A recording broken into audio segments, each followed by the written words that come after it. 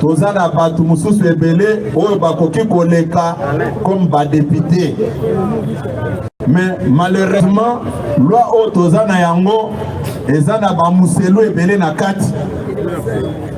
Loi wana eza commettre batu en difficulté. Loi wana basalaka yango pona empêcher IDPS azwaka majorité te. Eza biloko basalaka yango na motema mabe. Nde yango toza koloba boyi. Au lieu ya ko protester tokota kaka na chemin na bango tobina na bango ndenge moko bango bazali kobina.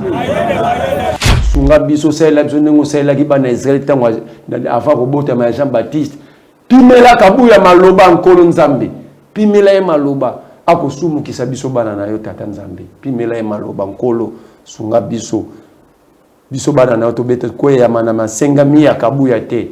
Alors patrie locale avait raison. Patrie locale avait raison. Regarde. Kabuya fait quoi? Kabuya na maman Denise dans une mission officielle, il y a l'État. Maman Denise, maman Naza Pembeni, Kabuya, ils font quoi là? C'est ça la notion de l'État. Peter Kazadi en termes de préséance, a commis Mukonzi à Samalukonde. Parce que là où le président Faza, Faginde Samalukonde à Zalawana. Alors pourquoi est-ce que le parquet va traquer Patrick Local? Alors un Patrick il y a 2 ans, qui a 3 ans. Comment est-ce qu'il va aligner? Mais quand vous regardez la liste publiée par le ministre, le ministre lui-même étant qu'avocat, il envoie même des partis politiques qui n'ont qu'une année, qui ont 6 mois. Non, c'est exemple, Asofati. Par exemple, Asofati. Tant que Salami, c'est quand Félix est président de la République en 2020. Première siège, n'a pas venu mot des arts dans l'Imoala. Mais je suis surpris. On la liste de partis politiques antidatés. Parce que je considère que même le ministre de l'Intérieur a combien de fois en écriture. On tue aussi Mukendi. C'est Peter qu'on appelle le premier. Pas Arsène Chimanga Loupé, le petit frère de Rossi Chimanga. On tue Thérèse Kapangala. Le premier à être appelé, c'est Peter Tiani. Ça dit il était le cerveau moteur. Et ce cerveau moteur est en train d'être détruit devant nous. Parce qu'il y a des gens, il y a des profiteurs, il y a des suivistes qui pensent que c'est leur pouvoir. En réalité, si on veut parler peu, mais bien parler, c'est pouvoir, c'est le pouvoir de Peter Tiani. Pas de Bossembe. Ce pouvoir ici, que les jouisseurs jouissent ici de ce pouvoir, c'est un pouvoir de Peter Tiani. Ça, c'est la vérité. Parfois, il faut dire des vérités. Parfois, il faut choquer avec des vraies vérités. Mais quand c'est la vie, Moutuka Morote a mouné qui t'a masanga. Qui va donner une hôtel de vie? Toi, un hôtel de ville, j'en tenais moi hier à Moussala 15h dans un 17h. Est-ce que bon, on va te passer au coup de donner au comprendre? Tout le monde gentini. Tout le monde. Ceux qui va donner sécuritaire. Ceux qui ont un hôtel de vie, ça veut dire que la police pézalaki. Na ANRP il y a ville la Regodok il y a ville qui t'appelle Zalaki. Quand son moyen est là gentil wapi yayi. Comment expliquer bisou? Oui, il a pillé. Aïe bimbo à l'état pas comme gouvernement. Mais tant que na jet sans que ça la politique. Aïe bimbo on a. Donc quelqu'un qui avait la capacité de s'acheter déjà des avions, sans être dans la politique, vous dites qu'il a volé. Alors prenons l'hypothèse que Katumbi c'est un voleur. Donc IDPS va receler. Si Katumbi c'est un voleur, l'IDPS n'est pas receler. Kobana n'a pas payé Chentila Moutasuka. Mais parce que maintenant on mouillibit. Oh, c'est clair non? Charlie, il y a des gens qui se sont sacrifiés, qui ont sacrifié leur famille, leur maison, leur travail. Et aujourd'hui, des gens, des profiteurs. Parce que, excusez-moi, l'infirmier et les niaïstes sont des profiteurs. Ils n'étaient pas dans ces combats ici. C'est bon. C'est impossible. C'est bon. C'est impossible que les Moukébaï, le Peter Tiani, les Salomon Escadela, le Franck Diongo, les Katumbi souffrent dans ce pays pendant que Tshisekedi est président. Les gens qui se sont sacrifiés. L'autre fois, je vous ai dit, Katumbi versait 3 millions de dollars par année pour faire fonctionner l'IDPS. Par Katumbi. Politiquement comme non politique. Oui, donc si c'est que tu passes avion, Etienne, alors au la meeting le 31 juillet, qui avait frété l'avion médicalisé? Parce que tu as évité, si c'est que dans nos babis, c'est pas maintenant on m'a sur avion. C'est Katoum qui avait dépensé 1 ou 2 millions de dollars pour fréter l'avion et tout organiser tout ça pour Félix Etienne, si c'est que tenir meeting, on a même pendant 30 minutes. Donc, biso to commence à musala naïe. Les cabinets là. Et bien, en place publique. Mais je te dis ça. Imaginez que cette lettre est tombée dans ma bouche, il y a gouverneur, au président, il y a pays étranger. Conséquence, il y a plus de 30 ans, il y a destruction, il y a secteur, il y a enseignement. Voici les conséquences. Le chef d'État a raison de gratuité en enseignement. Pardon, qu'on a retenu. Alobi, la dépréciation, monsieur le ministre, va aider Véniti. Yoka ministre. Cependant, à ce point, il y a une virgule. Cependant, virgule, mais il y a un point. Dans la ministre, Django vous il a Tengeli l'idée. Ministre intérieur de la province, que Balongo là qui commune dans 30%, tout le monde va commune combien? Il a arrêté. Il y a un pourcentage. On a vu déjà 40%. C'est 5% pour la commune. Commune 5%. Mais il y a 5 à 30%, tout le monde 5 à on a verti de quoi? Et petit Kanda, yé, na joint ingénieur Mutomo. Non Mutomo, il dépasse la batterie, il y a un souci diabanza. Baké Bakangi marché, il y a une partie. Babi Bango Bango Zombon. On a combien? 5. Pendant le 20 février, 540 000 francs les jours. Kabou yo ki mambalo bien. Ceux qui battent IDP, Bakoulou na IDPS. Ceux qui battent Tamboul, Bakouti Moutalo, Bamamba IDPS, na au congrès. Congrès. Basi Nananaï. Est-ce que Kabou est normal? T'es là. Est-ce que Kabou est normal? Cette ville est une insécurité la plus totale. Des enlèvements, des tueries. Enlèvement, il y a des organes. Lui, il envoie des gens. Où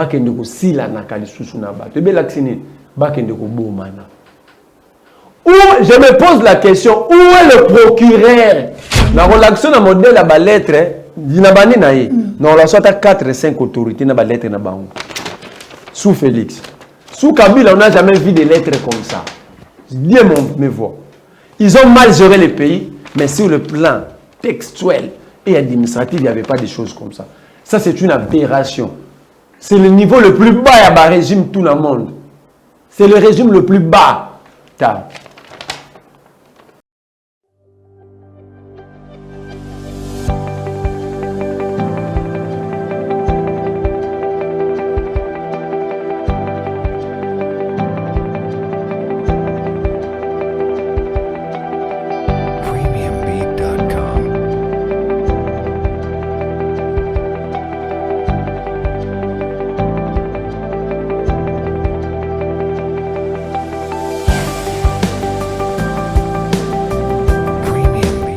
Merci, bienvenue dans l'émission Masole Akati. Il y a Mokolo Lelo, lundi, tout la semaine, il y a Oyo Tobandi, Ezali, Esengo pour la biso, qu'on a bossé avec le temps de la bino, pour nous couper sa bino d'informations, et l'on a invité Oyo Tozarabona plateau par rapport à l'actualité politique, sociale, économique, et sécurité, surtout sécuritaire. Il y a étendu la République démocratique du Congo Mobimba. Kasi lelo boeba été tozalina moko ya ba imboka mwana mboka azali sumuta ko présenter azali habitué ya plateau oyo naye elongo tokobeta masolo na kombo mwana mboka Merlin Mvumvu kasi abato kota epanaye tozalina mo ba news muketo ko pesa bino boeba été na ngonga nde tozokoloba sika oyo Mwana mboka Adolphe Muzitu azali déjà reçu et pas il y a Denis Kadima président ya CENI na cadre ya rencontre na opposant na cité na hôtel du fleuve je vais dire na ngwa obwe pe était nani ayibi yoyo ya mwana nani ayibi ba donné ya ba na hôtel ville ba donné ya ba mituka ba moto oyo eza ko rouler na ville à Kinshasa. Sylvain Kasongo alobi était ville à Kinshasa ba donné fiable te ba donné oyo ko permettre ville ba combien de véhicules, combien de motos oyo ko circuler na ville à Kinshasa ba donné ngo et yebanité nana kenango ezalaki pa nani wana ezaka masolo to kobeta na journal lo boye ba pété lisusu na ndenge la tozo ko ba boye masolo na est ya république na 5h du matin Masasi na est na parti ya Mushiri Maxasi za ko beta mamakasi ba attaque za kuna tozo baté ezaka M23 to zanani ba source na biso apesi biso information na tongo alelo kasi to beta masolo par rapport ya processus électoral ezako kenende nini processus en est-ce que ça okende fallait ndenge faut kende ba donner oh il faut renseigner azwa na part ya ministère ya intérieur est-ce que azui déjà parce que la partie politique est belé ezako sala bazako bongisa ndenge ni nako ko sa ba regroupement na bango ko sala ba lisanga pona ko kokisa sei ezako sala masika oh est-ce que bazako respecter tango yango fallait basala ezaka mituna to ko tuna mwana mboka za na plateau na awana biso akopesa biyeno na ye nani yango na RDC il faut affixer to ya dollar awana ville à Kinshasa to na RDC mobimba ezali ministre économie ezali nani parce que mambutu mbutu ezako na bisika wana kasi to koyeba nyonso za maso to kobeta na mokola lelo kasi pona to kene musika te mwana mboka Merlin Vuvu to pesi mbote et puis bon début de la semaine. Mbote ndeko Charlie, mbote na bakongo mani nyonso, mbote na bato nyonso bazwi ngibako ya Rolanda biso, mbote pe mingi na bakongolo nyonso bazo nyokwama, bakongolo bazo kanga bango illégalement. Na lobaka na etando na yo ake Peter Tseni bakokanga eso to koti mois de juillet. Oyoki kulito to pero abeleli. Donc c'est prêt, bani bakanga Peter Tseni bakanga na Perfect Télévision. Et qui à la base, c'est les niéistes. Les niéistes violèrent des textes. Je ne comprends pas comment est-ce que la justice peut protéger un violeur des textes. Or, le parquet est là pour sécuriser, veiller à ce que le texte est à la violeté.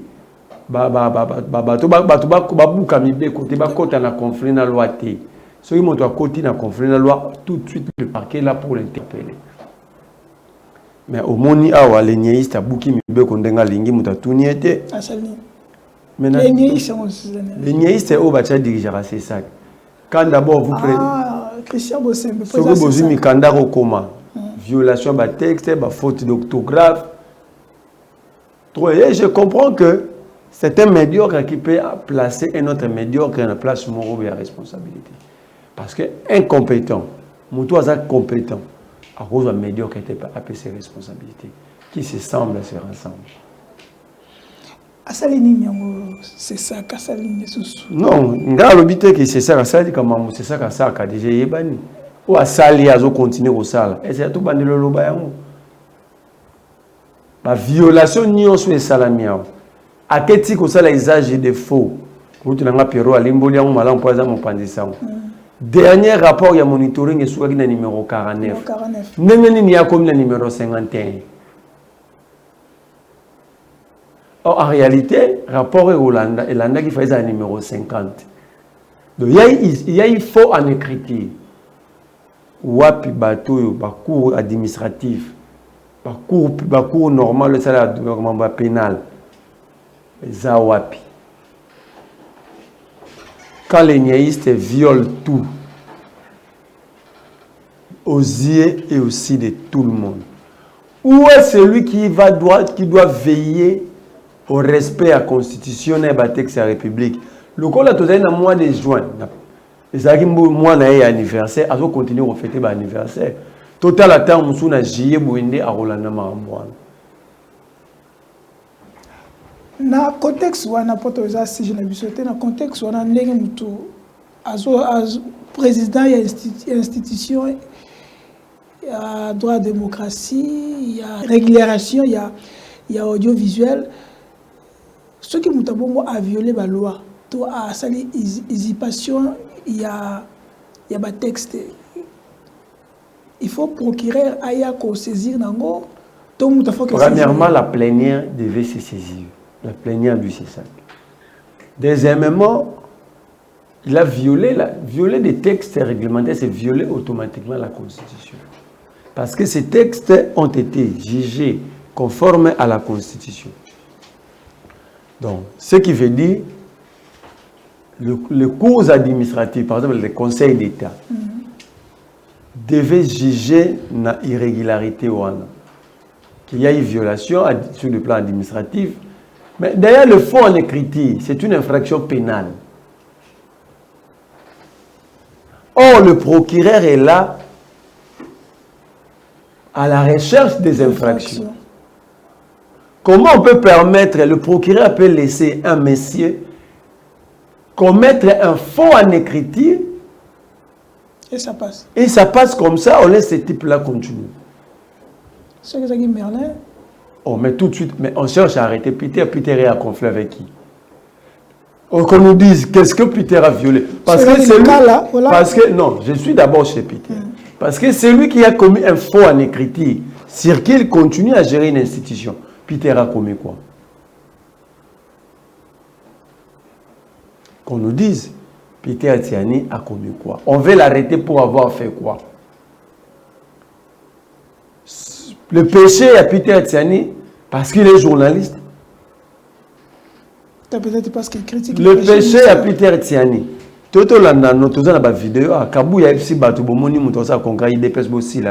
Il envoie les gens, le Congolais, à la violence contre d'autres Congolais. Où est le procureur? Où est le procureur?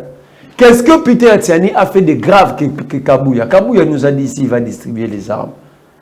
Kabouya aujourd'hui, il dit, il envoie le milice de l'IDPS de s'attaquer à d'autres Congolais. Ce qui batouana basali violation de texte, usurpation à l'IDPS, dédoublement. C'est au cours des tribunaux et retranché ou c'est à Kabouya d'envoyer le militant de l'IDPS. Voilà source à violence na Kinshasa na Congo. C'est l'IDPS. Alors entre le Peter Tiani et Kabouya, qui devait être à ce moment ici devant le cours des tribunaux. Donc ça veut dire que dans ce pays, il y a des catégories. Donc il y a des Congolais qui ont droit à envoyer même d'autres Congolais dans la violence contre d'autres Congolais. Il y a ceux-là qui ont droit de dire publiquement que Barokabola Minduki. Il y a ceux-là qui n'ont plus droit de parler parce qu'ils ne sont pas Congolais comme Peter Tiani. Donc, ça dit ici dans ce pays, Peter n'a pas de droit à la parole. Le droit qui garantit la Constitution pour la Peter Tiani. On a retiré tous ces droits-là à Peter Tiani. Il n'a pas le droit. C'est un citoyen pas comme les autres. Il n'a pas le droit de circuler dans son pays. Et ça, c'est... Moi, je pose la question à Félix Tshisekedi. Quand Félix Tshisekedi cherchait qu'il soit interviewé par Peter Tiani. Donc là, Peter Tiani était qui? Quand Tshisekedi Félix appelait Peter Tiani au téléphone, il dit que nous devons continuer les combats. Même il a soutenu quand il était en prison. Mais je vous dis. Il a soutenu. Quand Tshisekedi soutenait les Franck Diongo, les Gekoko, les Peter Tiani lorsqu'ils étaient arrêtés, les Mouyambo, les Moukeba ici, ils étaient qui à l'époque? Donc peut-être qu'il est opposant avec la réalité à pouvoir, mais cette fois-ci, il va pouvoir d'information. Tshisekedi doit comprendre que s'il y a des petits frères ou des amis dans le cadre de combat, il va créer un rabami à Sikati. Surtout, Tshisekedi va mère à miner à combat, ça va piter. Et bah mis circonstanciel, net ba bossé, mais bah suivi circonstanciel. Donc bah on l'a Tshisekedi pour là, mais quand le Peter Tiani azoke batama pour interviewer les Sphinx. Tant que Peter Tiani azoke batama Kabila Rukanga pour interviewer Tshisekedi d'honneur à combat. Tshisekedi donné combien à Peter Tiani? Pour le moment que Peter faut pas le Kangaye parce que Peter a la connivence na Katumbi, a tout ça. Mais tant que Peter on a batama là il n'a pas pour interviewer Tshisekedi dans 5 heures. Kabila y batama on a interview bini. Mais quand même moi faut plutôt la faster. Bossembe était où? Tous ces gens qui crient à la présidence aujourd'hui, ils étaient où? Ils étaient où quand Peter prenait ses risques? Il y a des fois pour agir contre un monsieur ou un garçon ou un ami, il faut réfléchir 1 million de fois. Tout ce qui entoure Tshisekedi aujourd'hui sont des circonstanciels. Mais de vrais sont des Peter, des Mukebai et tant d'autres qui ont accepté de combattre avec Félix Tshisekedi, avec Etienne Tshisekedi, avec tous les autres ici, sans argent, sans contrepartie. Peter a bradé son travail, a bradé sa chaîne de télévision, vrai journal à l'époque, pour accompagner Tshisekedi et les autres. Où était Bosembe à cette époque-là? Il était au FCC avec Pius Mamula à RTG. Ça, c'est la vérité. Et ça l'a passé, c'est ce que nous avons vécu ici. Peter quittait chez lui à 4 h du matin. Cherchait comment, même à Katimini, interviewer Félix Tshisekedi au nom du combat. Tshisekedi ne donnait ni le transport à Peter Tiani, il payait ni la chambre d'hôtel. Peter Allah l'a pas bimé à 5 h. Le Philippe que vous voyez là, c'est là. Bah Philippe s'il y a des jeunes à féliciter, des équipes pour nous, il y a parfait. Non, mais là, pour la peau de presse, il n'y a rien. Non, cette équipe-là, Philippe Mvumbiwana, ces gens ont sacrifié leur jeunesse. Le temps qu'ils devaient faire d'autres choses pour leur vie, ils l'ont sacrifié avec Peter Tiani pour le combat. Si le logistique est déjà président. À 80%, c'est de Peter, de Mukebai, de Philippe Vumbi. Cette chaîne-là, aujourd'hui, que Tshisekedi cherche à traquer. La chaîne que Tshisekedi cherche à traquer, c'est la chaîne qu'on avait utilisée, sacrifiée. Ces chaînes-là souffraient. Les jeunes-là, ces jeunes de Perfect Télévision aujourd'hui, bah, Philippe, voilà, ils n'étaient pas payés parfois pendant autant de mois. Au nom du combat. À cet instant-là, le Bossem Méléniéiste, il était ici à l'RTGA. Attends, parfois les gens pensent que les Bossem le font parce qu'ils ont besoin d'argent. Parce que, à un moment donné, ils ont repéré bon. Mais Peter et son équipe l'ont fait au nom de Congo pour le changement. Et impossible que ce soit Tshisekedi Félix qui va faire ça au moment où lui il est au pouvoir, que Peter doit subir tout ça. C'est impossible. J'interpelle Félix, j'interpelle la bonne conscience de Félix. Je demande à Félix Tshisekedi de faire les rétrospections. Un homme qui ne sait pas d'où il vient, il ne saura jamais d'où il va. Un homme qui n'a pas de repères, qui n'a pas de mémoire, un homme qui ne regarde pas en arrière pour savoir qu'est-ce qui a été fait, qu'est-ce qui n'a pas été fait. Si je suis ici, qui sont ceux-là qui ont sacrifié leur temps à m'accompagner jusqu'à atteindre ce niveau? Et je te dis, on classe tous les journalistes et Peter sera peut-être le premier. Je l'ai dit en connaissance de cause. On était dans l'activisme, mais on nous arrête. L'unique journaliste qu'on appelait, c'était Peter Tiani. On tue aussi Mukendi. C'est Peter qu'on appelle le premier. Par Arsène Chimangaloupe, le petit frère de Rossi Chimanga. On tue de Thérèse Kapangala. Le premier à être appelé, c'est Peter Tiani. Ça dit, il était le cerveau moteur. Et ce cerveau moteur est en train d'être détruit devant nous.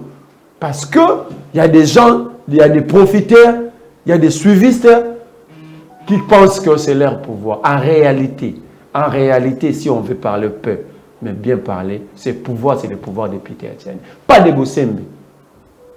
Ce pouvoir ici, que les jouisseurs jouissent ici de ce pouvoir, c'est un pouvoir de Peter Tiani. Ça, c'est la vérité. Parfois, il faut dire des vérités. Parfois, il faut choquer avec des vraies vérités. Ça dit, ce pouvoir, c'est le pouvoir de Peter Tiani. Pourquoi Peter a sacrifié ses nuits, ses journées? Il a sacrifié son intelligence. Il a apporté en industrie comme même sur le plan financier, Peter n'avait pas de moyens. Mais moi, je vis Peter chercher, battre, chercher ne fût-ce que $50, $60 pour contribuer à faire que nous puissions mener un combat. À l'époque, Bosembe et celui-là, l'infirmier, les niéistes et l'infirmier, ils étaient où? Ils étaient où? Parfois, il faut choquer par des vraies vérités, et surtout historiques, pour que les gens comprennent. Néanmoins, il y a des gens qui se sont sacrifiés, qui ont sacrifié leur famille, leur maison, leur travail. Et aujourd'hui, des gens, des profiteurs. Parce que, excusez-moi, l'infirmier et les niaïstes sont des profiteurs. Ils n'étaient pas dans ces combats ici. C'est bon.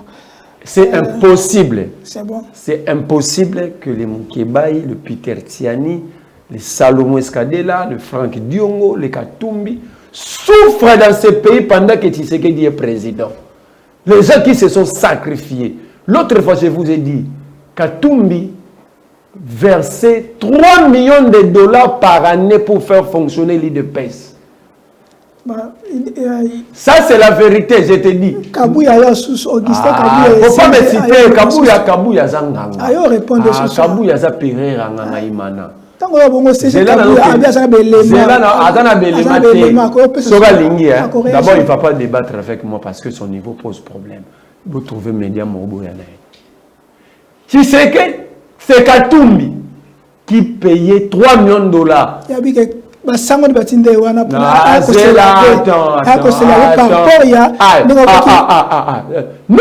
non, pas par rapport à Kaoutaki. Non, Kabouya c'était un menteur. Attention, il faut retracer l'histoire. Attention, il faut retracer l'histoire. Ça, c'est une occasion d'ailleurs. C'est quoi encore l'histoire? Quand Katumbi donnait 3 millions de dollars pour faire fonctionner les DPS, Katumbi était d'abord encore au PPRD. Il a menti. Katumbi était d'abord encore gouverneur. Kabouya a menti. On a sous-traité IDPS. Mais quand tu as dit que IDPS c'est qui va orphelin na kati orphelin Katumbi. Le véhicule Nissan Patrol vert militaire. Oh, Tshisekedi a commis le président. Oh, Tambula n'a pas changé ba mituka. Tant a commis président. C'était le véhicule acheté par qui? Ce véhicule était acheté par qui? Par Katumbi, non? Et tiens, Tshisekedi a un traitement à poto. Ce n'est pas Maître Vediaké qui va me contredire. Ce n'est pas Félix Tshisekedi qui vient me contredire. Ce n'est ni les défunts qui nous Kwakumwanza, ni Kabound, ni Albert Moleka. Dans la relation à Kala. Tshisekedi est Félix. Sa famille, la famille est Tshisekedi. L'IDPS comme famille politique ont été nourris par Katumbi. Politiquement comme non politiquement. Tshisekedi passe au avion, Etienne. Alors, ça, la meeting le 31 juillet. Qui avait frété l'avion médicalisé? Parce que tu as évité Tshisekedi dans nos babis, pas maintenant, on m'a sur l'avion. C'est Katumbi qui avait dépensé 1 ou 2 millions de dollars pour fréter l'avion et organiser tout ça pour Félix Etienne Tshisekedi a tenu un meeting, on a même pendant 30 minutes. C'est Katumbi qui a payé des cautions des candidats députés provinciaux nationaux, même Tshisekedi, comme dans la dernière élection 2018. Mais tant que Kabouya Kabouya, à l'époque, il était lavandier. C'était les lavandiers. Sauf Félix Aouti Poto, maman Martha Zoué Bissaé, Niglan Negono Bilamba, repassez-les. À l'époque, il y a Félix Aouti Kabakarte, il y a membre, il y a IDPS Beneliti. IDPS Kaka. Oyokaka. Donc en fait, donc Kabouya c'est inconnu na Magambo faut tout na Albert Moleka faut pas même l'introduire. Ami moi le bic ya noté cardinal. Déjà à l'obino qui est cardinal. Déjà l'obino cardinal. Or, nous avons betoli solo avant même Katumbi a l'on il était encore gouverneur. Katumbi était dans le combat, mais en étant n'a pas perdu. N'a pas besoin de dire que Katumbi est dans le combat. Mars 2015, janvier, 19 janvier 2015, qui avait soutenu cette manifestation.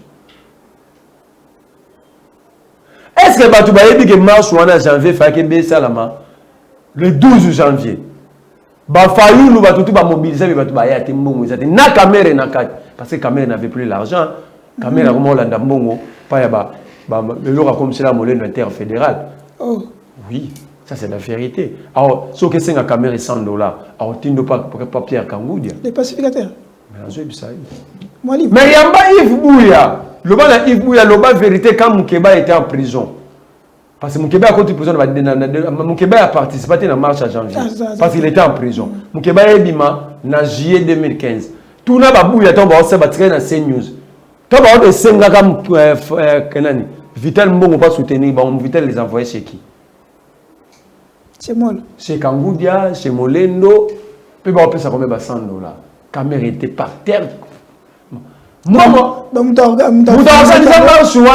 Il s'appelle Moïse Katoum, il a envoyé l'argent.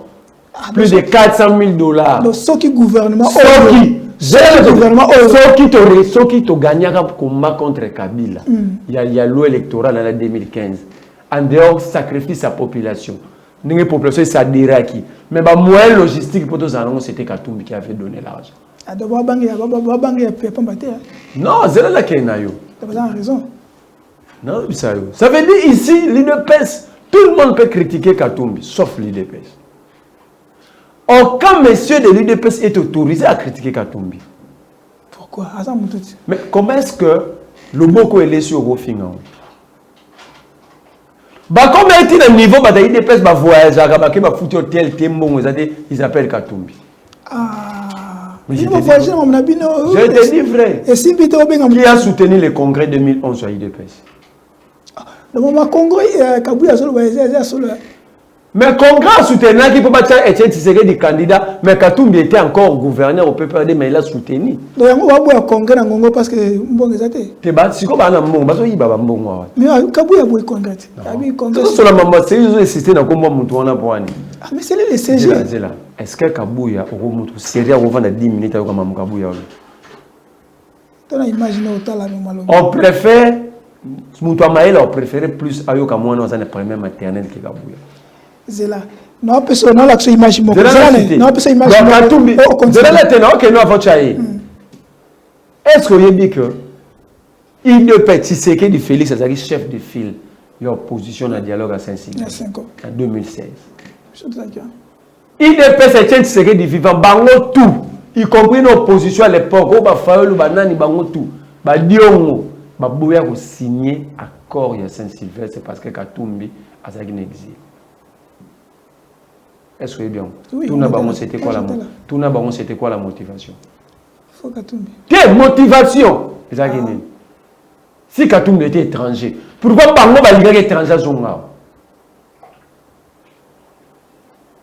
Si Katoumbi n'était pas intelligent, Katoumbi a ça la bagarre, il n'est pas sérieux. Pourquoi Bango va livrer mon sérieux à Zonga? Il y a des conditions. Bango va t'amailler. Bon. Tu as là, c'est qui homme d'État à Katoumbi. Katoumbi a vendu FC Bango. So kingai mnazo bloqué pour mboka mobimba et télémawana vous bypasser vous signer document. Qui est capable de la politicien congolais? Il y a aussi le logo. Pour l'intérêt naïe. Pour l'intérêt naïe.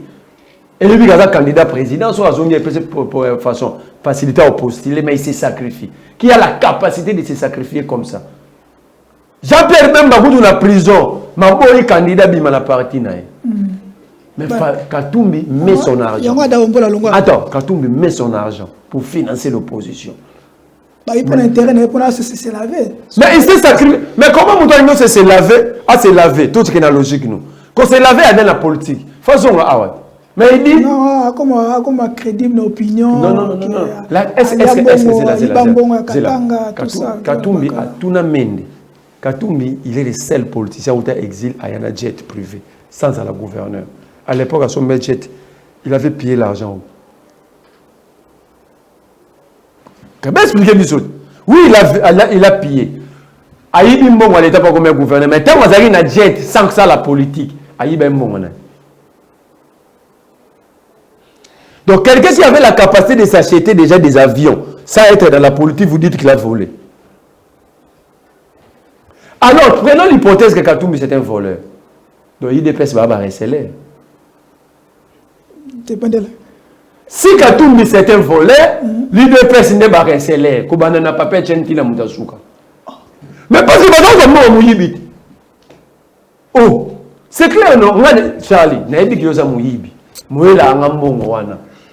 Cela veut dire quoi? Nous sommes comme une association de malfaiteurs. Donc, si Katoumbi c'est un voleur, l'UDPS va la carte de participation criminelle. Tu as l'image pas Derrick, tu as commenté. Derrick, ça c'est l'image.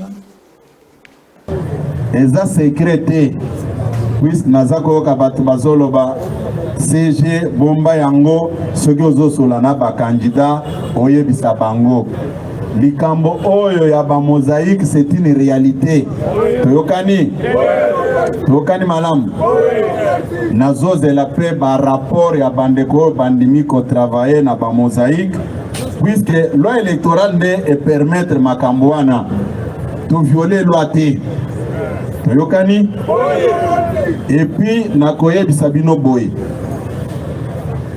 banda naza koyamba bato bose méfier na ba résultat mususu ba banda koyebisa bino Kingani azui autant de députés ezaki biloko ba banda ki ko négocier po batia bango ebele baye ko tala ngai bayebisinga boy yo comme secrétaire général il faut zala na kota okende kotika na seni oyebisa bango telle circonscription il faut tout soit boy telle circonscription il faut tout soit boy ngai na boy biloko wana c'est de la tricherie il faut tout la kisa de quoi nous sommes capables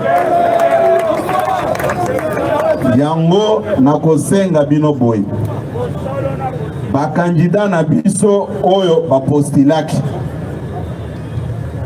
tozana ba député na kati na biso awo bayebi ndenge mobeko ezali koloba tolingi to perdre te tolobaki tokozwa majorité il faut tozwa majorité wana bino ba membre ya parti bao ba postulé te candidat nyonso ngana kolakisa bino aza candidat oyo ya tata mokonzi ya ekolo bo voter ye en dehors ya batoyo comme parti politique tokolakisa bino bato nakolakisa bino pe bato mususu oyo bakoza na liste ya IDPS te il faut bo voter bango toyokani malamu puisque tolingi ko perdre te biso bato tomema idée ya mosaïque wana te nalingi te kono makambo na yebisa biso mopanzi kolobango liboso ya combattante mais soki nalobi yango liboso ya baélecteur te bakovote siko bato ya mosaïque yango ndenge nini IDPS viva IDPS viva bavotaka batu en tenant compte ya ba numéro na bango yango na koyebisa bino boy bato bazwaka mbongo na 2010 oyo basalaka congrès ya triste mémoire ya Rigini financier na bango wana azongi lisusu apesi mbongo nayebisaki bango bozongisa mbongo ya bato balingi te mais place nyonso bokomona mutu atieka mwa libaya ke azosala congrès na kombo ya IDPS bosilana na ye tokoki ko mettre en danger vie ya bato nyonso te mpona baintérêt ya baindividu moko boye te ministère ya intérieur abimisaki baliste ya baparti politique oyo ezali autorisé pour fonctionner na République démocratique du Congo tozaki na ba IDPS mine toza na IDPS Mubake IDPS peuple oyo Mubake ye moko aza koengagé toza na IDPS Chibala oyo ndeko Dr Loseke azalaki koengagé toza na IDPS Kibasa oyo ministre Kibasa azali koengagé toyebi te soki nana aza koengagé yango tango ya aza ministre pona IDPS Tshisekedi c'est écrit noir blanc au numéro 829 c'est Augustin Kabuya Chilumba qui engage le parti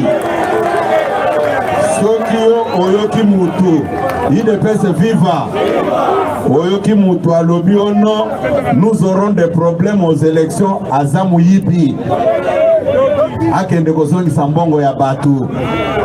UDPS viva ndenge bovandi awa tozana batu mususu ebele oyo bakoki koleka comme ba député. Mais malheureusement loi oyo tozana yango ezana ba muselu ebele na kati. Loi wana eza commettre batu en difficulté. Loi wana basalaka yango pona empêcher UDPS azwaka majorité te. Eza biloko basalaka yango na motema mabe. Nde yango toza koloba boyi. Au lieu ya ko protester tokota kaka na chemin na bango tobina na bango ndenge moko bango bazali kobina. Merci Ndeko Derrick pour un élément proposé par Imboka, mon Mboka Merlin. Et tu réfléchis dans 2 minutes. Tu peux permettre un ensemble. Tu n'as pas prié pour. Tu n'as pas pardon Zamba Sunga biso. Tu osengela Nzamba kwa sala biso kabuya lokola akomsenga komisaki Zakari. Nzamba Sunga biso kabuya koma no papa oui Zakari na bibi. Papa na Jean Baptiste koma baba. Il faut kabuya koma baba. Sans façon lo ba monokone zo bisa mama be Nzambe pena biso ba kongomani to mitiki na maboko na yokolo. Sunga biso sela biso nengo sela ki ba na Israël tangwa avant robota ma Jean Baptiste. Pimela kabuya maloba nkolo Nzambe. Pimela e maloba akosumu kisabiso bana na yo tata Nzambe. Pimela e maloba nkolo sunga biso. Biso bana na yo to bete kwe ya mana masenga mia kabuya te. Pimela e maloba sala na kabuya nengo saki na Zakari papa na Jean Baptiste akomata baba. Akoloba moko ekosi kuma po aloba amona mboke bongi. Akoloba ko bebisa bana akobebisa batu. Kolo Nzambe to mitiki na maboko na amen. Parce que votre continue. Kabuya saloni. Comment vous semblez la pas mutu azanga maloba muko. Mais Nzamba salaka ngona Jean Baptiste. Asala ngona na Bible za ezanga na fini mutu. Na saleli makomi ya kolo. Tosiki. Makomi ya kolo talake. To analyser votre. Sokoti na livre ya Liki. Bazolo ba Zakari azalaka sacrificateur. Donc zaiki mokambi. Kabuya pas mokambi. Monde ba coïncidence. Zakari akende ko samela ba ebisiye ke lokolo za ko douter Nzamba pemela ke maloba kabuya pe pemela ezo comprendre muta ya bia okabula minduki muta to loba na batu ke soki mbongo akoma cardinal eza pona Tshisekedi muta zo loba ke alongwe tina kimamba politique akomi perera nganga imana ebinga ngwa pesa imana coupe na 94 perera yomuleta komero la ke la batu. So Kabuya komini azande mune ni Kabuya za siège ya za nganga kasi nazo la kiso tina nini na sengi Nzambe apimela e maloba nenga mukanda na elobi nenga saki na Zakari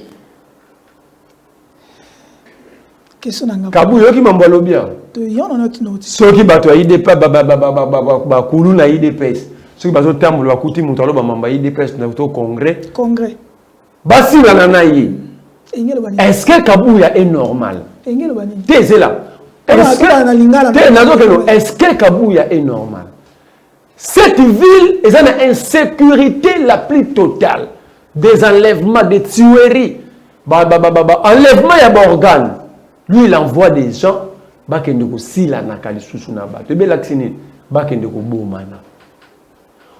je me pose la question, où est le procureur?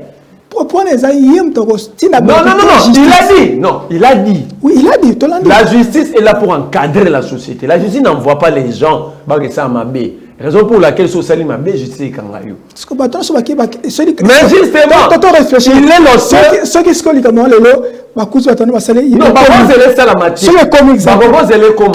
il a dit en public Kabuya doit être interpellé et arrêté. Si on est dans un état de droit, si on est sérieux, mais c'est là sa place, c'est à prison. Oh, personne est au-dessus de la loi. Tant que parti démocrate. Bouralex cède l'ex. Tant que démocrate, parti est-ce qu'un parti démocratique va tinda abattre la violence? Ça, c'est l'incitation à la violence. Parce qu'il dépasse toujours la démocratie. Mais le chef de file est là. Il a parlé devant Yonama. il a incité la population à s'entretuer entre eux. Et le procureur, il y a dans la vidéo, le procureur, son rôle, c'est quoi? C'est chercher les infractions. C'est-à-dire, à l'Andarabilo, on est soumis au salaire. Oh, bon. Le procureur n'a pas besoin d'un plaignant pour interpeller ou arrêter. Le procureur s'auto-saisit d'office à dossier. Regarde, il dit, Batouba Silana. Il y a un Senginzambe. Api Mele Malouba. Pour le bébé, il langage ôté. Imaginez-vous, le langage de mission 5 fois, awa. Au BIDPS, Parti démocratique, bakenda bakanga bureau ya l'État, maison communale en Ngaliem. En face, il y a un Moukonzi à Mboka. Il y a un cadena 3 mois. Ça, c'est un parti démocratique. Côté là, les députés n'a palais du peuple, ils ont touché aux députés na banzoto, panzana mitouka. Ça, c'est un parti démocratique. Balanda honorable Jacques Mamba, tina résidence n'était là, banda triomphal, ti delvo. Ngai, panzanda kuna ngai. Nga, betanga na wileri na kota na hôpital. Na ok, note yo bi ba parti démocratique. Un parti démocratique, wapi ba milice qui gabo. Un parti démocratique, ça la perquisition. Ba militant parti, ça la perquisition. Mon ate na yesu njibu. Babo ya lui eza bangote. Oh, eza IDPS te. Bongo ba luko ba kanga ba jine monier répondre. Un parti démocratique ba finga ka batan public ti ba finga la ba maman na biso est. Ba bi ba maman est ba rolo ba ti ba na ba problème mi tout. Parce que ba za ba fruit à viol. On les a membre IDPS ta. On a za les partisans car za membre IDPS. Na bi na yo. Quand on a le banc, il a il a utilisé le logo IDPS. Pourquoi IDPS est poursuivi? Pourquoi? Parce que nous avons le logo chaîne Nabino. Parce que c'est votre marque déposée. Nache Yango na banyo ko finga batu. Na ba bêtise, ba insanité. Tobino monion première réaction de mes amis. De tout réfléchir tant que la partie mosaïque est à la carte. Et puis ce qu'on a autorisé na ko réfléchir te so kabuya lobi yo mona ko mosengele ka nzamba pimele maloba. Expliquez nous la partie mosaïque. La loi parle de partis politiques, la loi ne parle pas de partis mosaïques. Est-ce que tu vas il faut tout na kabuya yo journaliste.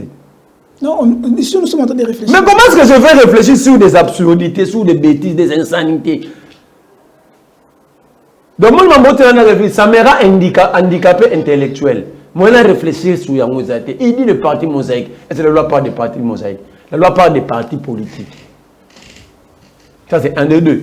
Il dit, bah, ça qui loi pour empêcher IDPS à la majorité. Quelle est la loi où il comme ça, bah, la majorité, tu vas plus la majorité. Alors, c'est la loi. Loi où il peut que ça, comme la majorité. Il y a les cohérences là. La loi, avant de prendre la loi, la loi numéro tel, ça la gagne pour IDPS. D'abord, IDPS a nous une élection. Tu as une élection en 2006. Bon, bah, yaki. Bah, qui n'a raté. En 2011, tout n'a pas. Bon, écoute, ça a été. Tout n'a pas. Ils avaient aligné combien de candidats pour avoir la majorité? En 2018, quand tout le monde a dit que c'est un bah, vous avez 500 sièges.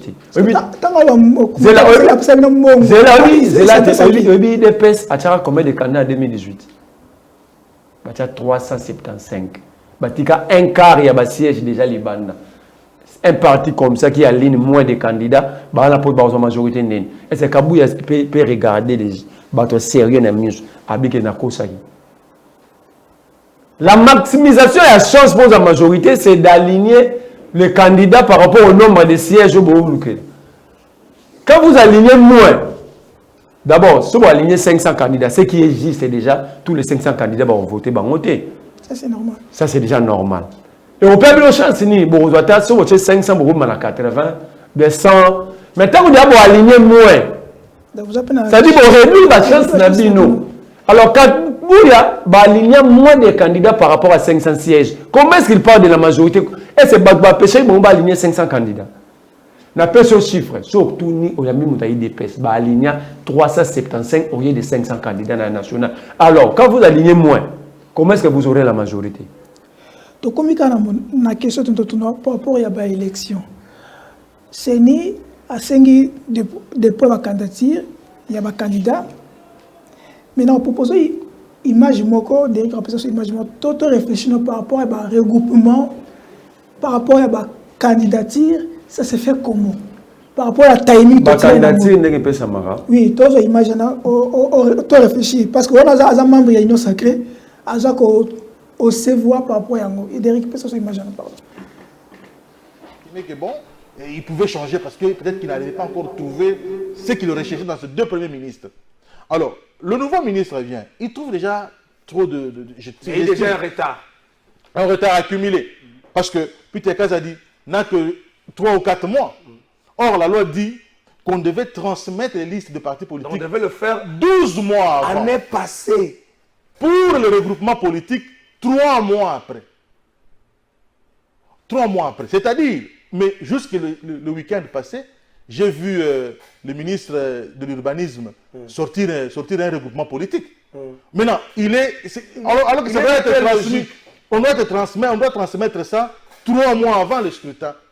Or, le scrutin est déjà ouvert le 25. Donc, le 26, on a déjà fait l'appel à réceptionner les candidatures. Donc, on a déjà commencé le processus électoral. Donc, on ne peut plus transmettre ces regroupements politiques. Pourquoi on transmet les regroupements politiques?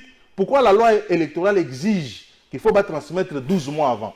Parce que il y a une disposition, la loi électorale, dans l'article 29 de la présentation des listes de candidatures par un parti politique, groupement politique. Pour les besoins de traitement des dossiers de candidature, la Commission électorale nationale indépendante met ces listes à la disposition de chaque bureau de réception et de traitement des candidatures.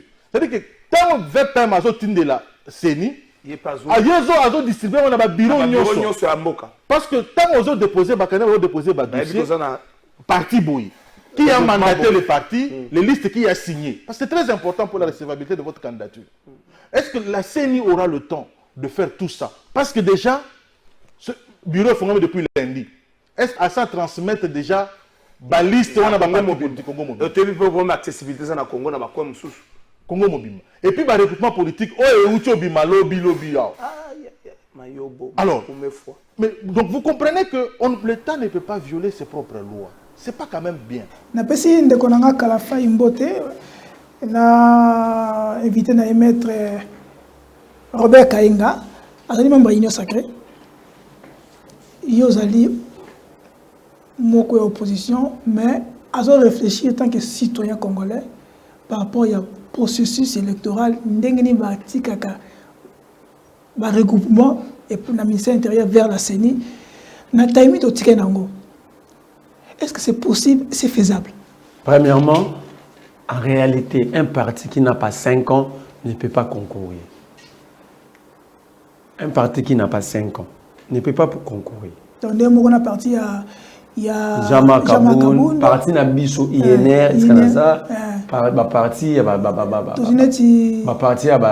papa a so Iwana hein papa na papa mu bakanga na mutu ka tchaki so yao. Parti à papa wana, parti c'est belé qui n'ont pas droit de participer à ces élections. Pourquoi? Parce que en dehors il y a des diplômes, ça a expérience dans le domaine socio-culturel et politique. Expérience on les a à 5 ans. Donc un parti qui n'a que 3 ans par rapport il y a linéa wana, il y a condition wana. Ce parti ne peut pas conquérir parce que s'il faut attirer par rapport à l'expérience wana. Un parti qui n'a pas 5 ans. Comment est-ce qu'on tient nos candidats à 5 ans d'expérience politique? Parce que le parti, la lettre a prouvé que Moutunabiso a 5 ans de carrière politique. Alors un parti qui a 2 ans, qui a 3 ans, comment est-ce qu'il va aligner? Mais quand vous regardez la liste publiée par le ministre, le ministre lui-même étant qu'avocat, il envoie même des partis politiques qui n'ont qu'une année, qui ont 6 mois. Non, c'est exemple,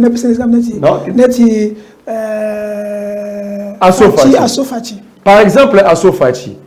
Tant que Salami, c'est quand Félix est président de la République en 2020. Premier siège, il a venu mot des arts dans l'Imoala. Mais je suis surpris. Tiens, la liste de partis politiques antidatés. Parce que je considère que même le ministre de l'Intérieur a combien de fois en écriture. Alors, ils arrivent d'abord à l'association. Ça, c'est en 2020, ils arrivent à l'association ASBEL, à soutien, à action, à vision président. Mais quand elle s'est transformée en parti politique, il faut en 2022. C'est la démarche.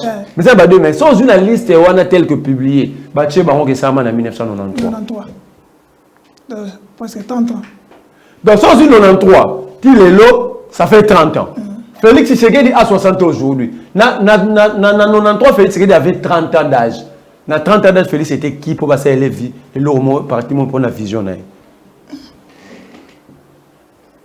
Qui était Félix Tshisekedi? Il va soutenir l'action, la vision. Parce que ce fatiti na nango bataki ya mwana. Na 93 Tshisekedi Félix, il avait quelle vision?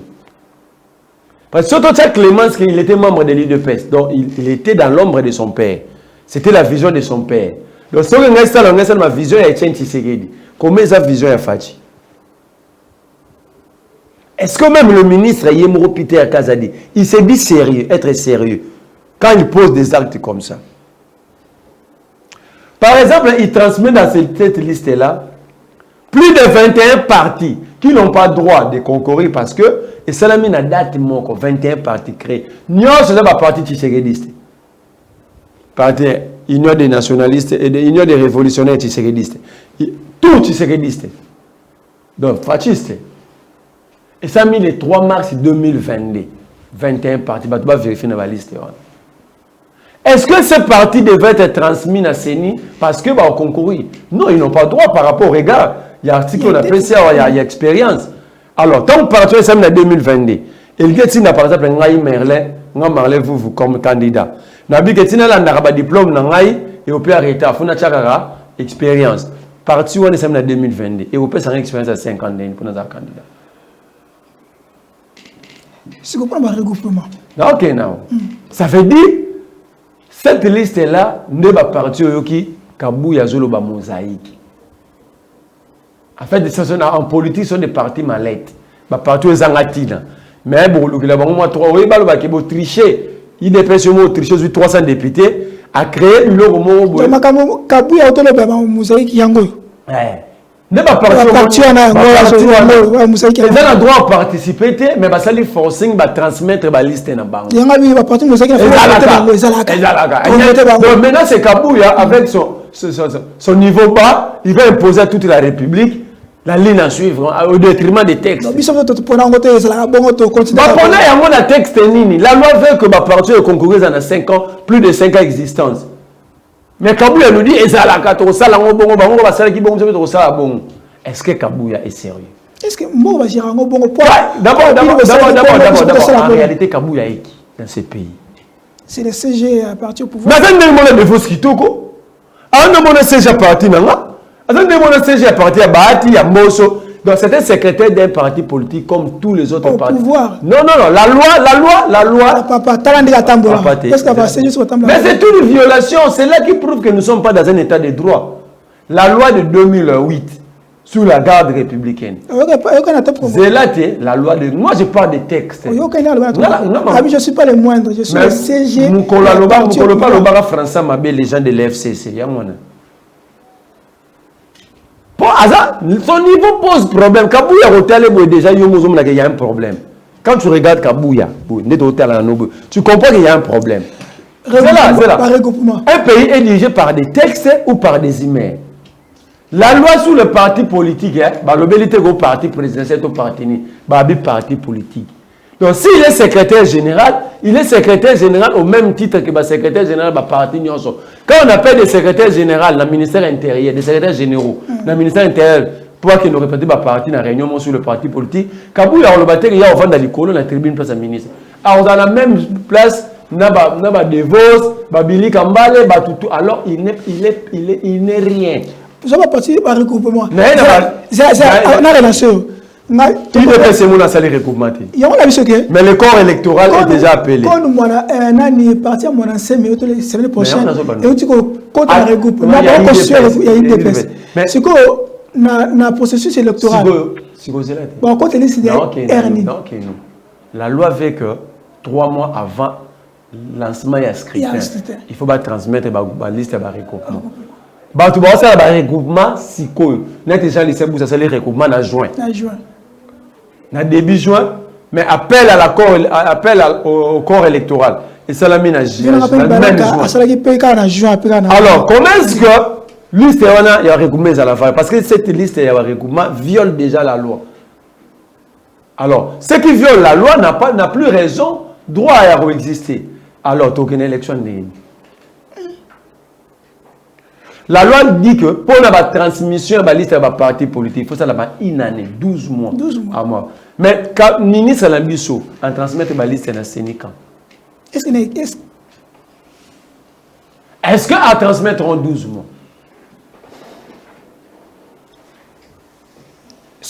Question parce que tous il est très sensible. Vous comprenez que nous sommes dans une forme de poubelle Moroboy et le chef à poubelle c'est Kabouya. Et c'est Kabouya ça. Mais c'est lui qui c'est Devos Kito. C'est Peter Kaz qui au moins c'est la aujourd'hui le roi Devos Kito. Aujourd'hui le roi là Bolengetengi. Au moins na bango ba soutenir Mamboana Kabouya soutenir. Il faut dans la chef, il y a entreprise, il y a salubrité. Il y a bateau la salité pour défendre honnête Kabouya. En fait, Kabouya, c'est le patron de la poubelle. Il y a un moment soutenir. Ndeko Merlin. Ndeko dès que tu as ce document Mokoana, il y a hôtel de ville. Question de la Mokoana, donc il y a midi à 14h. Nous avons fixé tout $1 dans la ville de Kinshasa. Tout va fixer dans la province. Je vais vous lire. Le gouvernement central applique toujours les taux directeurs, pas les taux parallèles. Quand vous prenez ces documents, il applique les taux au Banzela. 2450. Mais là, c'est au tout en tant que ministre. Quel est le taux directeur? Et ce n'est pas, le taux n'est pas fixé au niveau provincial. Le taux est fixé au niveau central. Parce que la province ne gère pas la banque centrale. La politique monétaire est définie par la banque centrale. Ouais, c'est ce que moi je sais. Alors, tout là, c'est grâce on me dit qu'il a fait les droits. Moi, je suis place à Tchara, diplôme à Batobélé, il y a Batobélé, parce qu'il a droit à Moro, nous avons payé des juristes sérieux. Mon maître Jonathan Baniko Mayenge les choses que papi Mbaki c'est pour la première fois dans RDC dans la ville de Kinshasa tout le monde a ministre provincial et intérieur après nous fixer bateau il y a $. Ce que le pouvoir wana et ga sika oyo to ezala banaka la ministre intérieur ba ko sala moi question faut mituna au photo mituna quel est le taux officiel de la Banque centrale du Congo? Deuxième question. Quel est le taux de référence du gouvernement provincial? Parce que le taux va fixer à partir de la Banque centrale. Le gouvernement central, via la Banque centrale du Congo, va définir politique monétaire, il fixe un taux d'échange. Maintenant, les taux appliqués par le gouvernement provincial. Parce qu'il ne faut pas oublier, en termes de préséance, Gassène Sakala a plus de pouvoir même que le vice-gouverneur. Ah bon? Il est le ministre de l'Intérieur, le patron du territorial. Il vient après le gouverneur en termes administratifs. Parce que le gouverneur, le vice-gouverneur n'a pas de signature, n'a pas de décision. Il n'a pas de décision. Ça, c'est un DD. Je ne sais pas, Bato Bako Maraba, ministre, qu'est-ce qu'ils font? Sim Baraba Kissi. Je ne parle pas de Gracien Sakala, je dis. Quand vous regardez cette lettre avec plusieurs fautes d'orthographe, c'est un ministre qui l'écrit. Donc, d'abord, rhétorique. Terme approprié administratif, un ministre Rocha Ezaki. Tala. Na habité sur la route, les maladies dans l'écran, on a pour nous ça. Yo le bas tiens on écran yo le bas teneleli na ya wana pena na bando lakisa batuma ministre akomi yo le bas Regarde. Abandi objet na majuscule. Faut dire ce trait dans la minuscule. À côté majuscule. Ngane na corriger les na télé minuscule. Regarde. Ah. Mise en application. T'as la bêtise.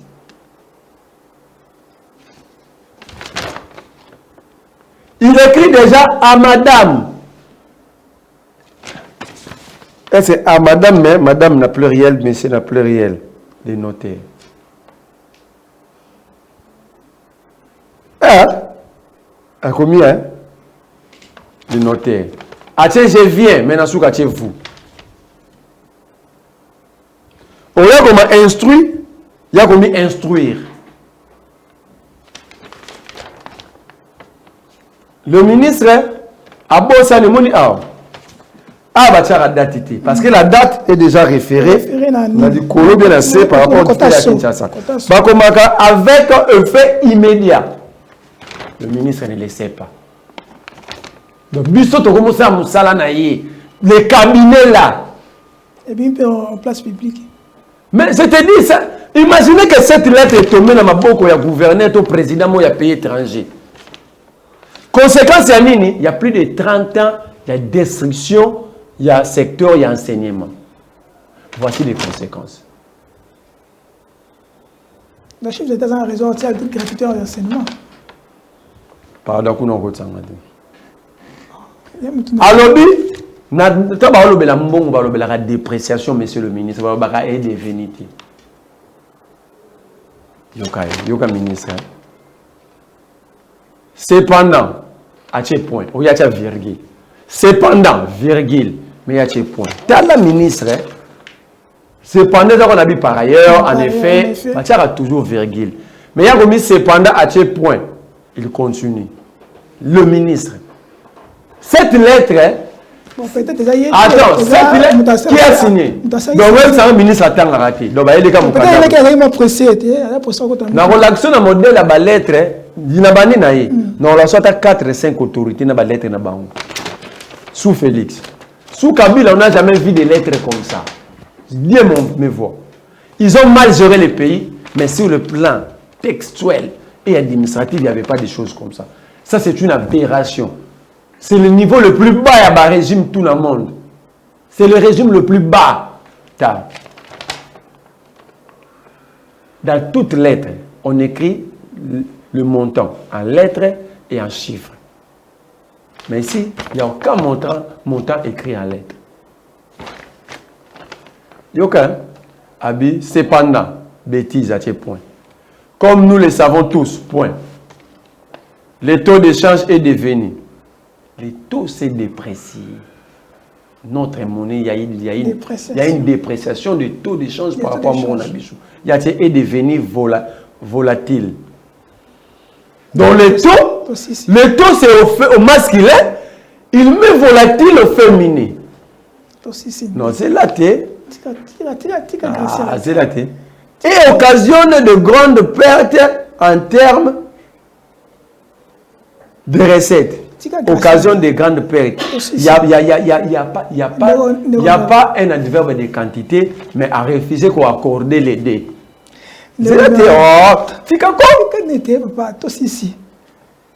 C'est ainsi que j'ai... Non, c'est ainsi. I ordonne. Y accent. Apostrophe ordonne. C'est ainsi que je vous joins. Ah, député professeur. Azala d'abord directeur de cabinet adjoint à Gentini. Ah. Donc les techniciens, il y a Gentini. Il y a Moni. Ces changements, je le souhaite dès samedi. Non, on ne dit pas ça. Date. Avec effet immédiat. On a croisé, pour comprendre. Et il y a le biais à été, mais qui signe. Peut-être fuité, le document fuité dans la RDC. Non! Olobi a été qui signe? Qui a signé ici? Non, l'action moussous. Tel là, le message au molendo abimisara ote, safu akomela ranga, au monde a faute d'orthographe. Le ministre Molendo écrit ceci. Rosafa komela que j'ai beaucoup de problèmes à résoudre. Ajoute des wana changona S. Des au pluriel. Or que le ministre a évité que peut-être que après l'adverbe de quantité, l'article le 2 qui suit ne s'accorde pas. Quelle est la différence maintenant? Pour comprendre que ça n'est pas bango. Et le ministre Molenga comment j'ai beaucoup de problèmes à résoudre à verbe avoir, mais résoudre on a jamais l'infinitif. Entre-temps, tu as là un texte sur Christian Bosimba au et il y a beaucoup de c'est n'a expliqué comment est-ce que Batouba a bêtise dans le régime. N'a expliqué. Aïe, il y a beaucoup de TV lobini ni lettre à les arayer et à signer. Donc il y a signer un aimant boitant à rater. Habitué à bien ça comme journaliste, bakendara. Na place bakendara na commission de discipline, il y a un rapport à signer. Donc il y a ta moni ba photographe, ba faute d'autographe, d'abord bêtise non ça y a joué karabiki. Donc en fait ici, tant que tout ça dirigé na ba amateur, ba incompétent. Ba tu ba on dit ma bichoti. Aujourd'hui à Molendo, aujourd'hui à Christian Bosembe, au couplé à mona oyo. Je comprends dans quel régime qui sont ceux-là qui nous dirigent. Mais entre-temps, tout ça va m'augmenter, tout va m'augmenter sécurité. Le même Gracien Chakala, aloba qui a mis tout comme une tamulate na moi. A mo fait la mission ba décision le rôle ba nzemba bébé chanda. Ata tout bébé rico les gars on a valeur. Pour bébé rico ti le lobe tara. On va pas na ti le lobe na bébé rico mais Gracien Chakala dit mutu ka moko te ya munenu e kitaka masanga. Oyo qui va donner ebungi na hôtel de ville. Toi en hôtel de ville na mbo. J'entendais moi hier à Moussala 15h30 dans un 17h. Parce que bon on a besoin de passer au coup de donner comprendre. Tout na Argentine. Tout na imo. Ce qui va donner sécuritaire. Ce que ça qui na hôtel de ville ça veut dire na kata la police pezalaki na ANRP ya ville na Regodok ya ville qui pezalaki. Quand son moyen est la Argentine wapi yayi. Parce que ce n'est pas l'hôtel de ville on a donné on a ya ba plaque. C'est là. L'hôtel de ville on a donné, ce n'est pas l'hôtel de ville qui contrôle, qui régule la situation, la circulation. Alors, tant que les policiers sont la base de données, c'est la pointe que les chauffeurs sont à droite. Donc, voilà la question à Kasson. En fait, ici, en gros, nous sommes dirigés par des amateurs, des incompétents, des médiocres, des gens qui n'ont ni niveau, ni compétence, ni qualité pour nous diriger.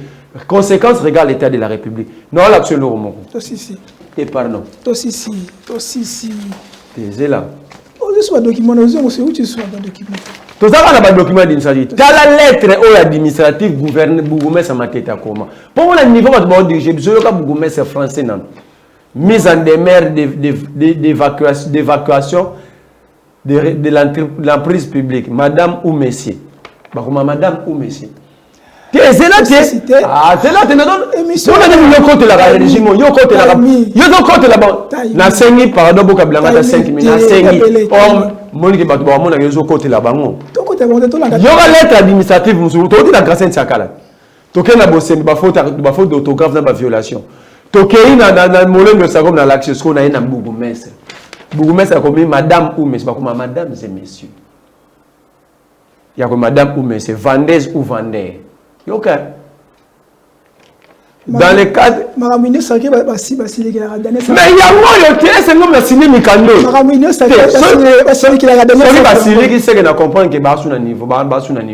Parce que ce sont des lettres qui ont la pondre.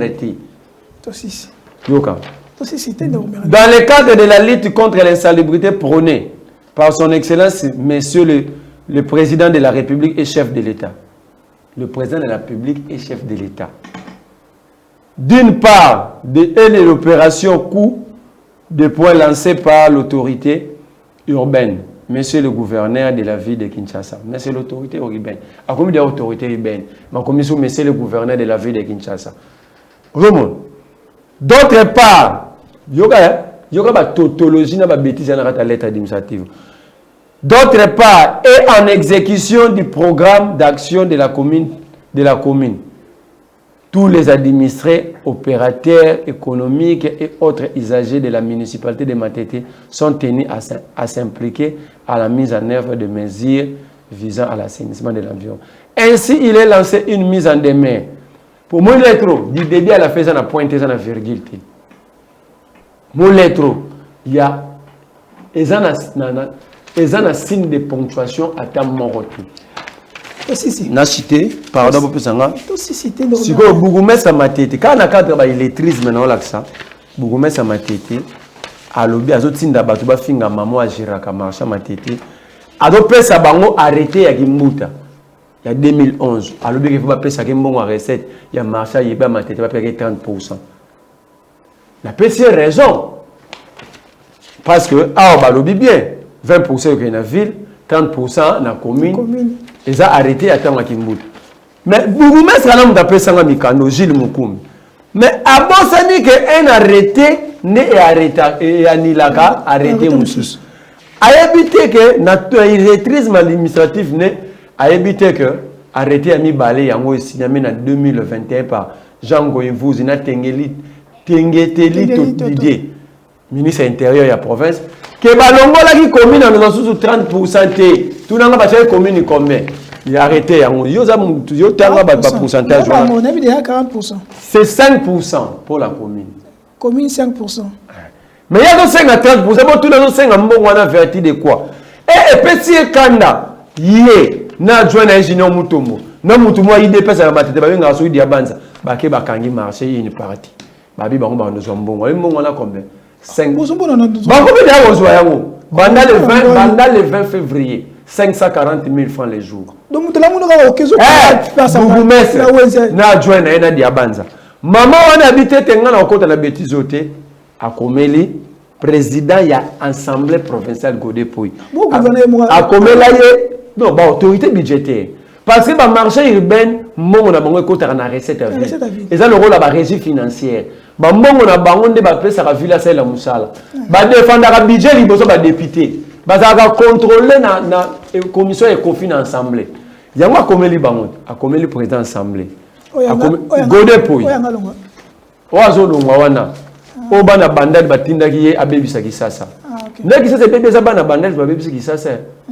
Bana bandal batinda lebso médiocre. C'est bon. Or bazaki na ba Francisca Lombo ba okaro tia wana. Muya ya pasaki wana pe ba pona. Muya imo za médiocre bo sangisa sumu ya na Godepoi. To pekisa ki bino abasangisa Argentine na jeko kote boyoka kite bo mon place to comme. To ebisa ki bino Argentine déjà asa malade pona Kinshasa. Malédiction pour la ville. Bonjour, j'ai quoi ça musane dia kubambaka mabula kingabwa bokoti siwana. Koseka. Asa musala malamu. Moi na ville ba pelu. Yo so benga o ville la ville. So tambol bena ba ville na ba capitale. Mona muida te. Tigana lo ba mamba série. J'ai quoi na musana sa ngabwa bo bebisi. Oyo akomeli président ye Kofin. Mais ba kotinda batu o batangi na ebite bato ba kotinda papa. Na moni ba jeune moko bourgmestre otinda ba jeune ngona ese ba kenda na no classe. Parce que ba kenda classe a solo devait lier. Même nous avons documenté, c'est ça aussi. Mais comment est-ce qu'on peut t'envoyer sans référence pour y? Il y a aussi documenté. Bourgmestre m'appelle ça on li bosso et n'a pas somi dans la 13e rue. J'ai compris que je ne peux pas les défendre. Il est dans les faux. Nous défendons quand même les valeurs. Il est dans les faux. Alors maman wana musala est-ce que na wenza matete? Sur le plan économique, imaginez-vous une maman. Même ça ne pas porter à la tongue, à foutre 1000. Même si n'a pas quoi 1000, ça fait 2000. Tant qu'on fait des dépôts 3000, ça fait 5000. Fois 10, ça fait 50 000 à BBC. Mais n'enga la sarabilo au Libanda, maman a une société de sécurité pour nous sécuriser le marché à ma tête. C'est l'unique marché à Kinshasa. Bilo est là la mesa. Maman a foutu à 100 francs. Sur le plan économique, maman a sauvé. Pour avoir ça, 10 000 francs la semaine, on a place à 50 000. Donc en fait ici, il faut maman a comme modèle. Maman a pas formé le marché comme un bon. Et aussi si moi bien marché, et puis les commerçants moins va dépenser moins pour pas prospérer. Mais bazo tinda ba jeune ou bazo comprendre rien ben au fin maman. Tout royo nous allons écrire à Félix Tshisekedi maman n'a comment former badim ça parce que maman on attend musala ne gérer ba marché na Belgique. OK. Le Goderic to si essa so photo mon appelle ça kiwana. To aussi na photo na ça toujours apprécier ka. Tu vas apprécier ta photo là. Ils ont appréciation. Ils ont la photo de Merlin. Tant que la photo Premier ministre ça. Si quand on parle qu'ils ont le gars patrie local, pour le bail que Félix Tshisekedi n'a pas la notion de l'État. Ça c'est quoi? C'est ça, bah même un manque à notion de l'État. Alors patrie locale avait raison. Patrie locale avait raison. Regarde, Kabouya a fait quoi? Kabouya na Maman Denise dans une mission officielle, il y a l'État. Maman Denise, Maman Naza Pembeni, Kabouya, ils font quoi là? C'est ça la notion de l'État. Peter Kazadi, en termes de préséance, a commis mon conduit à Samaloukonde. Parce que là où le président Faza, Faginde Samaloukonde à Zalawana. Alors pourquoi est-ce que le parquet va traquer Patrick Local? Donc, ça dit ici, il y aura un épisode. Bakangi Salomon Escadé, le bien fraction Salomon. Honnêteté. Ce qui est honnête, c'est la moralité, la vérité. Bakangi comme infraction. Local a été traqué pour voir dire la vérité. Ça, ce n'est pas la vérité. Local a lavé rien que par cette photo. Il n'y a pas la notion de l'État, la notion protocolaire de l'État n'existe pas. Peut-être pas ça qui est belé comme non. Attends, ça ce n'est pas la première. Non, ça le révélation. Non, ça le révélation. Ça ce n'est pas la première fois. Premier conseil des ministres, il y a le gouvernement Samaloukonde. Conseil ici là, le président Télémi. Président Obima Moutali Bosso. Après premier ministre, après ministre intérieur, après séance. Au début que président Télémi. Télémi na bango na Vital Kamerhe na Bemba Samaloukonde Romolanda bango na sima. Ah, deuxième balibosote. OK. Les images existent. C'est parce que la Congo a devenu sa politique va gratter. Donc en fait Samaloukonde a sa étiquette, a sa échantillon. Samachou Lukonde. A dans le loso bateli na balabala, mais son loso mafoko kota na boutique. Derek a cette image là totale. Il y a quelques minutes hein. Il y a quelques minutes au monde on les réseaux sociaux. On ne peut pas laisser comme Vital Kamerhe venir nous mentir ici. Tu n'as pas d'identité. Comment tu peux faire ça? Comment tu peux faire ça? Toi tu es congolais, toi. Ne me touche pas. Toi tu es congolais ou supporter un truc qui n'a même pas d'identité. Un truc qui n'a pas d'identité. Tu fais ta identité.